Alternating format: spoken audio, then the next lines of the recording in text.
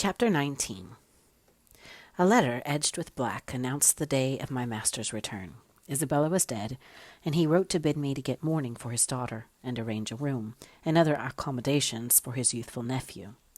Catherine ran wild with joy at the idea of welcoming her father back, and indulged most sanguine anticipations of the innumerable excellencies of her real cousin. Are you enjoying this audiobook? Please take a moment to hit the subscribe button for more videos like this, and please hit the like button. Those two things make a big difference for this channel, and I appreciate every single like and subscription. Thank you so much. The evening of their expected arrival came. Since early morning she had been busy ordering her own small affairs, and now attired in her new black frock, poor thing. Her aunt's death impressed her with no definite sorrow. She obliged me, by constant worrying, to walk with her down the grounds to meet them. "Linton is just 6 months younger than I am," she chattered, as we strolled leisurely over the swells and hollows of mossy turf, under shadow of the trees. "How delightful it will be to have him for a playfellow! Aunt Isabella sent Papa a beautiful lock of his hair. It was lighter than mine, more flaxen, and quite as fine. I have it carefully preserved in a little glass box, and I've often thought what a pleasure it would be to see its owner. Oh, I am happy! And Papa, dear, dear Papa! Come, Ellen, let us run. Come, run!" She ran and returned and ran again many times before my sober footsteps reached the gate, and then she seated herself on the grassy bank beside the path and tried to wait patiently, but that was impossible. She couldn't be still a minute. "How long they are!" she exclaimed. "Ah, I see some dust on the road. They are coming. No! When will they be here? May we not go a little way? Half a mile, Ellen, only just half a mile? Do say yes, to that clump of birches at the turn." I refused staunchly. At length her suspense was ended. The travelling carriage rolled in sight. Miss Cathy shrieked and stretched out her arms as soon as she caught her father's face looking from the window. He descended nearly as eager as herself, and considerable interval elapsed ere they had had a thought to spare for any but themselves. While they exchanged caresses, I took a peep in to see after Linton. He was asleep in a corner, wrapped in a warm fur-lined cloak, as if it had been winter. A pale, delicate, effeminate boy, who might have been taken for my master's younger brother, so strong was the resemblance, but there was a sickly peevishness in his aspect that Edgar Linton never had. The latter saw me looking, and, having shaken hands, advised me to close the door and leave him undisturbed, for the journey had fatigued him. Cathy would fain have taken one glance, but her father told her to come, and they walked together up the park, while I hastened before to prepare the servants.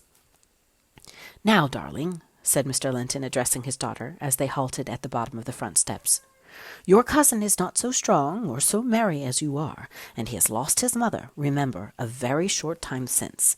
Therefore, don't expect him to play and run about with you directly, and don't harass him much by talking. Let him be quiet this evening, at least, will you?"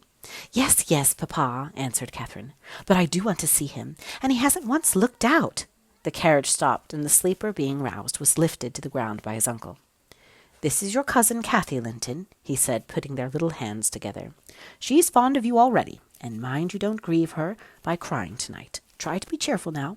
The travelling is at an end, and you have nothing to do but rest and amuse yourself as you please." "Let me go to bed, then," answered the boy, shrinking from Catherine's salute, and he put his fingers to his eyes to remove incipient tears. "Come, come, there's a good child," I whispered, leading him in. "You'll make her weep too. See how sorry she is for you." I do not know whether it was sorrow for him, but his cousin put on as sad a countenance as himself, and returned to her father. All three entered and mounted to the library, where tea was laid ready. I proceeded to remove Linton's cap and mantle, and placed him on a chair by the table, but he was no sooner seated than he began to cry afresh. My master inquired what was the matter. "I can't sit on a chair," sobbed the boy. "Go to the sofa, then, and Ellen will bring you some tea," answered his uncle patiently. He had been greatly tried during the journey. I felt convinced by his fretful, ailing charge. Linton slowly trailed himself off and lay down. Cathy carried a footstool and her cup to his side. At first she sat silent, but that could not last. She had resolved to make a pet of her little cousin, as she would have him to be, and she commenced stroking his curls and kissing his cheek and offering him tea in her saucer like a baby. This pleased him, for he was not much better. He dried his eyes and lightened into a faint smile. "Oh, he'll do very well," said the master to me after watching them a minute. "Very well if we can keep him, Ellen.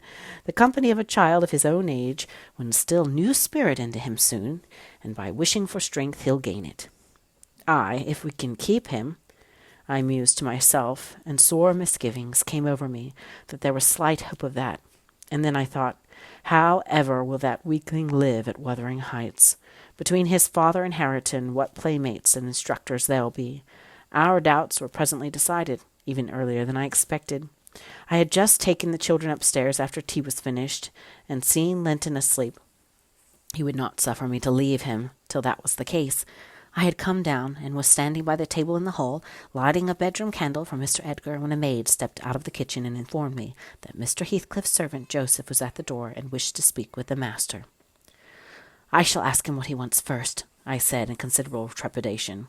A very unlikely hour to be troubling people, and the instant they have returned from a long journey, I don't think the master can see him. Joseph had advanced through the kitchen as I uttered these words, and now presented himself in the hall. He was donned in his Sunday garments with his most sanctimonious and sourest face, and holding his hat in the hand and his stick in the other, he proceeded to clean his shoes on the mat. "Good evening, Joseph," I said coldly. "What business brings you here tonight?"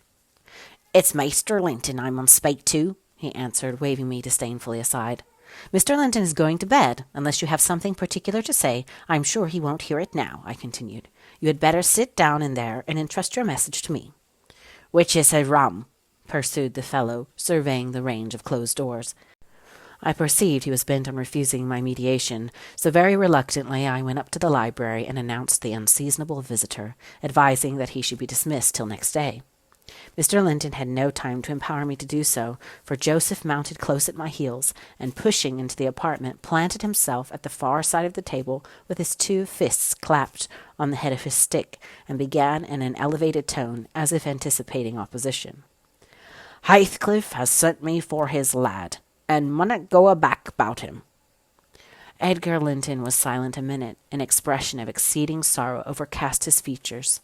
He would have pitied the child on his own account, but recalling Isabella's hopes and fears and anxious wishes for her son, and her commendations of him to his care, he grieved bitterly at the prospect of yielding him up, and searched in his heart how it might be avoided.